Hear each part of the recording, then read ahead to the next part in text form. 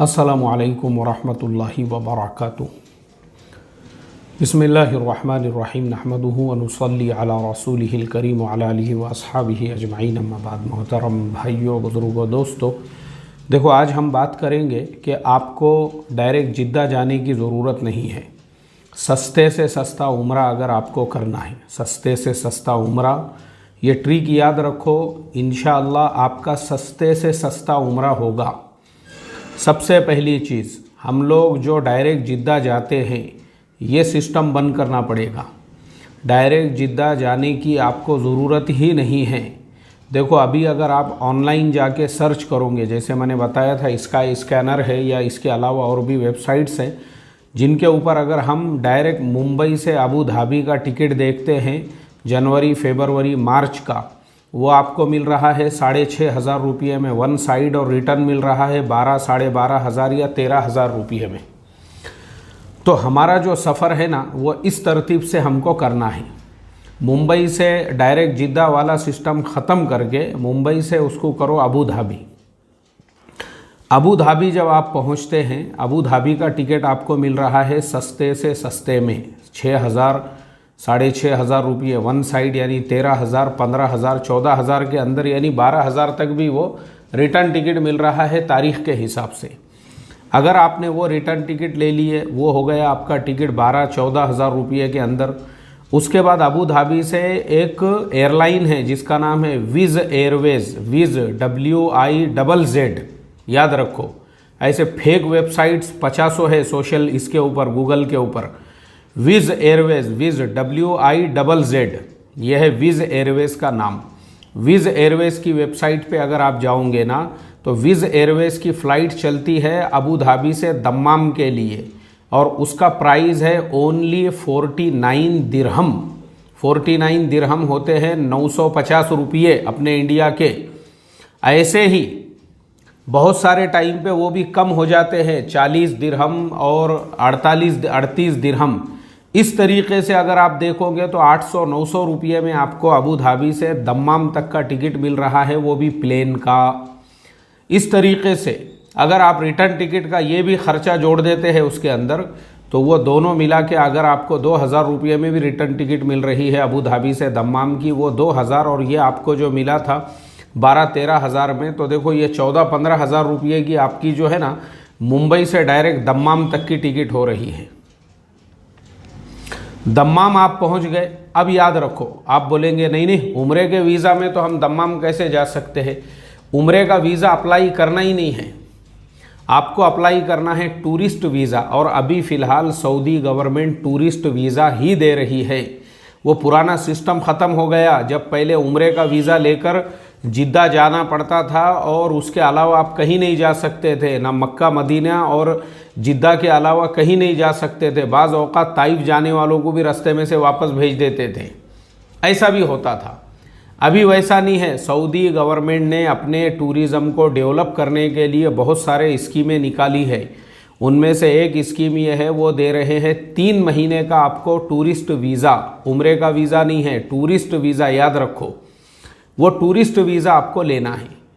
वो tourist visa अगर आपको मिलता है, और मैंने उसका तरीक़ा बताया हुआ हूँ, जो टूरिस्ट वीज़ा है वो टूरिस्ट वीज़ा भी आप किस तरीके से ले सकते हो। अगर अभी की कंडीशन में, यानी टूरिस्ट वीज़ा तो चलो जब मिलेगा तब मिलेगा, लेकिन आज की कंडीशन के अंदर अगर आपके पास में हया कार्ड है, यानी फीफा वर्ल्ड कप का कोई टिकट अगर आप लेते हैं, तो आपको 6 मुल्कों के अंदर जो है ना, ये जो GCC के 6 मुल्क है, 6 के 6 मुल्कों के अंदर आप सफ़र कर सकते हैं।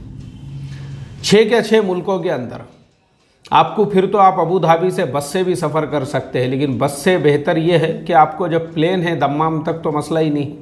तो याद रखो टूरिस्ट वीज़ा आपको लेना है, टूरिस्ट वीज़ा। अब इसमें कुछ कंडीशंस याद रखो।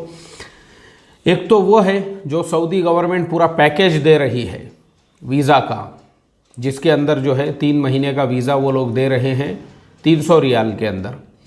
तो वो पूरा पैकेज अभी लेना पड़ रहा है। लेकिन जिनका कोई रिश्तेदार रहता है सऊदी में, यानी कोई काम करता है, जैसे रियाद में हो, दम्माम में हो, या मक्का मदीना में हो, या जिद्दा में हो, कहीं पर भी अगर कोई आपका रिश्तेदार काम करता है तो आपको 1 साल का टूरिस्ट वीज़ा वो लोग दे रहे हैं। उनके इसके ऊपर, उनके इनविटेशन के ऊपर, जो भी आपका रिश्तेदार वहाँ पर है, तो वो भी 1 साल का वीज़ा कैसा रहेगा, मल्टीपल किसे कहते हैं कि 1 साल में आप जितनी मर्तबा उम्रा करना चाहो जा सकते हो, आ सकते हो, कोई आपको रोक टोक नहीं रहेगी। तो इस तरह से ऐसे लोगों को तो 1 साल का वीज़ा मिल रहा है। लेकिन हमारे जैसे जो लोग हैं, हमारा कोई समझो रिश्तेदार वहाँ पे नहीं है, हमको कोई वहाँ पे जो है स्पॉन्सर करने वाला नहीं है, तो फिर ऐसी कंडीशन में, ऐसी सिचुएशन में हम अभी फ़िलहाल क्या करेंगे कि जो उम्रे का वीज़ा जो पूरे पैकेज के साथ दे रहे हैं वो लोग, या तो वो हम ले लेंगे, या फिर दूसरा तरीक़ा हमारे पास में ये है कि हम हया कार्ड के ज़रिए से, या फिर हम कोशिश करेंगे कि हमारा कोई रिश्तेदार है तो हमको 3 महीने का जो है कम से कम उम्रे का वीज़ा मिले। इस तरीक़े से अगर हमको मिलता है ना, तो फिर हमारे लिए सबसे बड़ी सहूलत और आसानी की बात यह होगी कि आप इंडिया से जो है 13-14 हज़ार रुपये में दम्माम तक पहुंच रहे हो, और दम्माम आप पहुंच जाते हैं तो हमने तहकीकात किए और पूरी इन्फॉर्मेशन निकाले तो पता चला कि दम्माम से गवर्नमेंट की बसों के अलावा जो प्राइवेट टूर एंड ट्रैवल्स वाले हैं उनकी भी बसें जाती है मदीना मुनव्वरा। पहले मदीना जाना है, मक्का नहीं जाना है, वो नज़दीक है दम्माम से, मक्का भी जा सकते हैं जिसको मक्का जाना है तो। लेकिन अगर सफ़र की थकावट के हिसाब से मैं बता रहा हूँ, दम्माम से टूर एंड ट्रैवल्स की बसें चलती है, आप सीधा मदीना मुनव्वरा पहुँचो, वहाँ पे आप आराम कर सकते हैं। मैंने जैसा आपको तरीक़ा बताया, होटल booking.com पे आपको करना है। सस्ते से सस्ती होटल आज की तारीख़ में भी, अभी मैं थोड़ी देर पहले ही देखते बैठा था, मदीना मुनव्वरा के अंदर 40 रियाल में 6 लोगों की होटल मिल रही है, 6 लोगों का कमरा। 40 रियाल होते हैं सिर्फ 800 रुपये।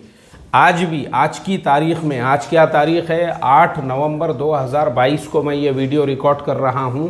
आज की तारीख़ में भी अगर देखेंगे, सिर्फ 40 रियाल में आपको 6 लोगों के लिए 800 रुपये में रूम मिल रहा है। यानी आप सोच सकते हैं एक आदमी का ख़र्चा 150 रुपये से भी कम है। 6 बेड है उसके अंदर, एक कमरे के अंदर लगे हुए मदीना मुनव्वरा के अंदर। तो अगर आप वैसा कमरा भी करते हैं अपने लिए 40 रियाल वाला, और 10 दिन भी अगर आप मदीना में रहते हैं, तो 10 दिनों का आपका खाली होटल का जो ख़र्चा है वो हो रहा है 400 रियाल। 400 रियाल यानी 8000 रुपये हो रहे हैं आपके 10 दिनों के। कितने लोगों के? 6 लोगों के। 6 लोगों के साथ में आप रह सकते हैं। यानी एक आदमी को 10 दिनों तक रहने का ख़र्चा सिर्फ 1500 रुपये आ रहा है।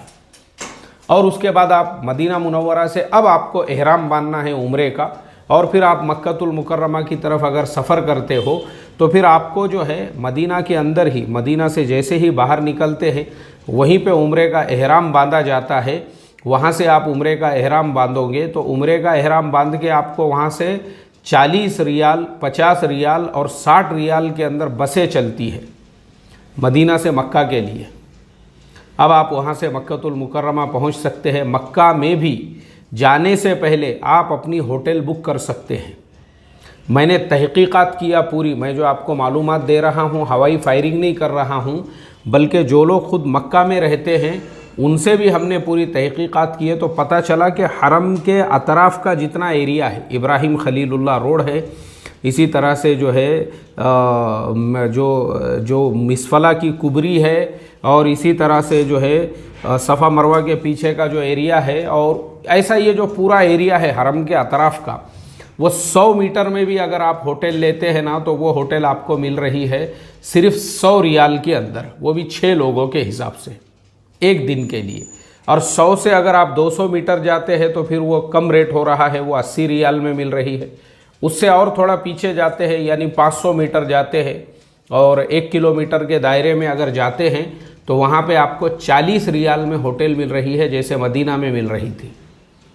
कितने लोगों के लिए? 6 लोगों के लिए 40 रियाल में। अब आप अंदाज़ा लगाओ, 1500 में आप 10 दिन मदीना में रहे, अब 1500 में 10 दिन आप मक्कतुल मुकर्रमा में रहोगे, और एकदम आसानी के साथ में आप कम से कम ख़र्चे में अपना उम्रा कर सकते हैं। मुझे कुछ लोगों ने कमेंट किए और पर्सनल मैसेज करके भी कहा कि मुफ्ती साहब, मदीना मुनव्वरा के अंदर कुछ गेट उन्होंने नाम लिखा है, मैं भूल गया अभी, कोई गवर्नमेंट का हॉस्पिटल है, मस्जिद नबवी सल्लल्लाहु अलैहि वसल्लम के करीब में ही वो हॉस्पिटल को लगकर ही एक ऐसी जगह बनी हुई है जहाँ पे हाजियों को मुफ्त में 2 वक्त में खाना खिलाया जाता है। आपको खाना खरीदने की भी ज़रूरत नहीं है। अगर आपके पास बजट कम है ना, 2 वक्त वो भी पेट भर के हाजियों को मुफ्त में, खजूरें वगैरह तो ऐसी आम तौर पे तकसीम होती है वहाँ पे, थम्स अप के कैन और पेप्सी और कोका कोला के जो कैन है ना, वो तो ऐसे आपके पास इतने जमा हो जाएंगे कि वह आपको आते टाइम पे वहाँ पे आप खुद सोचेंगे। क्योंकि मैं खुद ऐसे कई हाजियों की मैंने ऐसे दावत खाया हूँ जिनसे यहाँ इंडिया में, जिनसे मैं मिलने को 15 दिन के बाद गया, वो हज से आने के बाद, तो पता चला कि उन्होंने वहाँ से इतनी बड़े जो है ना, कम से कम जो है 200-500 ऐसे पूरे कैन जमा करके लेकर आ गए थे वहाँ से पेप्सी कोका कोला के। तो उन्होंने पेश किए, लीजिए ये है पेप्सी का कैन, हमने मदीना से लेकर आए थे। मैं बोला यार तुमको आके तो 15 दिन हो गए। बोले 15 दिन मगर ख़त्म ही नहीं हो रहे, वहाँ इतने बांट रहे थे बोले वहाँ पे पेप्सी कोका कोला शरबत और उसके अलावा जो है मैंगो जूस, संतरे के जूस और पता नहीं क्या क्या ड्राई फ्रूट्स और खजूर, इतना भर के लेकर आ गए उन्होंने। तो ऐसे आपको जो है ना वहाँ पे ये सब चीज़ें तो मुफ्त में मिलेंगी। और खाना तो 2 टाइम मदीना मुनव्वरा के अंदर मस्जिद नबवी के करीब में कोई गवर्नमेंट का हॉस्पिटल है, उसके बाजू में। अब मक्कतुल मुकर्रमा के अंदर एक साहब ने कमेंट किए कि इब्राहिम खलीलुल्लाह रोड पे ऐसी कुछ जगह बनी हुई है जहाँ पे पेट भर के खाना खिलाया जाता है मुफ्त में, फ्री में। अच्छा, अगर आपको मुफ्त फ्री में नहीं भी खाना है तो आप जो है ना वहाँ पे बहुत सारे लोग जो हमारे इंडिया, पाकिस्तान, बांग्लादेश ऐसे मुल्कों से जो वहाँ गए और वहाँ जाके वो करोड़पति बन गए।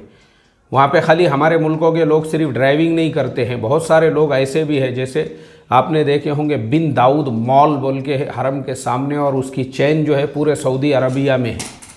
वो एक बांग्लादेशी के मॉल से वो जो मजदूरी करने के लिए वहाँ पे गया था। जैसे लुलु मॉल हमारे केरला के यूसुफ अली साहब के है, जो इसमें दुबई के अंदर जो है इसका गाड़ा लगाया करते थे, क्या कहते हैं उसको, इडली डोसे का। लेकिन तरक्की करते करते आज उन्होंने पूरे हर जगह पे उनके लुलु मॉल बन गए हुए हैं। ऐसे ही बिन दाऊद जो मॉल है सऊदी अरबिया के हर शहर में, वो हमारे एक बांग्लादेशी भाई का है जो वहाँ काम करने। तो ऐसे बहुत लोग हैं वहाँ पे जो जाके करोड़पति बन गए। तो वैसे करोड़पति लोगों ने क्या किया हुआ है भाई, हाजी लोगों को फ्री में खाना खिलाना है या सस्ते में खिलाना है। जिसको गैरत है कि भाई नहीं मैं नहीं खाता हूँ ये खाना, ठीक है, तो 1 रियाल देने का और पेट भर के खाना खाने का वहाँ पे, इतना सस्ता है वहाँ पे। तो इसके लिए ये तरतीब से आप उम्रा करो, मुंबई से अबू धाबी से दम्माम प्लेन से। और क्योंकि यूएई का वीज़ा लेने की ज़रूरत नहीं है आपको, क्योंकि आप यूएई में उतर ही नहीं रहे हो।